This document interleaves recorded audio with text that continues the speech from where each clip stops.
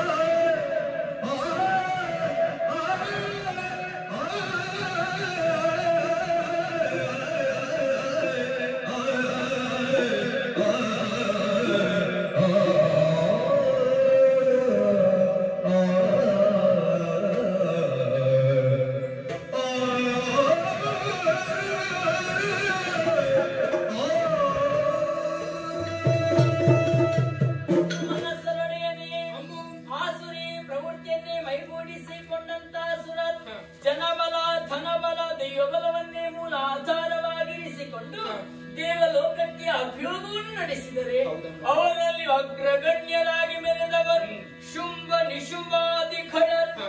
ಯೋಚಿಸಬೇಡ, ಚಿಂತಿಸಬೇಡ, ಇನ್ನು ಕೆಲವು ದಿನಗಳಲ್ಲಿ ಆ ದುಷ್ಟರನ್ನೆಲ್ಲ ವಧಿಸಿ ನಿಮ್ಮ ಪಾಲಿಗೆ ಕ್ಷೇಮ ಜಗನ್ಮಾತೆಯಾದಂತ ನಾನೇ ಒದಗಿಸಿಕೊಡುತ್ತೇನೆ. ಅಲ್ಲಿಯವರೆಗೆ ನಾವೆಲ್ಲಿರ್ಬೇಕಮ್ಮ? ನಿಮ್ಮದಾದಂತ ನಿಜ ವೇಷಗಳನ್ನು ಮರೆಗೊಳಿಸಿ ಮೃಗ ಪಕ್ಷಿಗಳ ರೂಪಗಳನ್ನು ಧಾರಣೆ ಮಾಡಿಕೊಳ್ಳಿ. ನಿಮಗಿರುವುದಕ್ಕೆ ಸೂಕ್ತವಾದ ಕ್ಷೇತ್ರ ಇದೋ ಹಿನಗಿರಿ. ಆ ದುಷ್ಟರನ್ನು ವಧಿಸುವಂತ ಚಂದವನ್ನು ಕಣ್ಣು ತುಂಬಿಸಿಕೊಳ್ಳುತ್ತಾ ಶ್ರೀದೇವಿಯ ಲೀಲಾಮೃತವನ್ನು ಕಾಣುವಿರಂತೆ ಹೊಂದಿಕೊಳ್ಳಿ. ಬಲಿ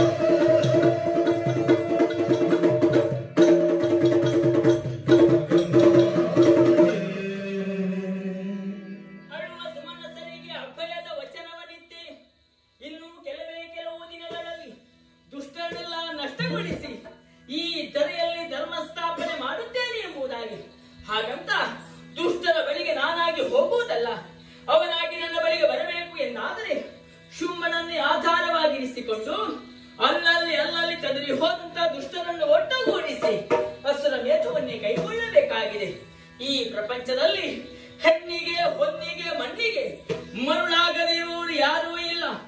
ಆದರೆ ದೂತ ಶುಂಭನನ್ನು ಆನೆಯಲ್ಲಿ ಗುರುತಿಸುವುದಕ್ಕೆ ಅಸಾಧ್ಯ. ಯಾಕೆ?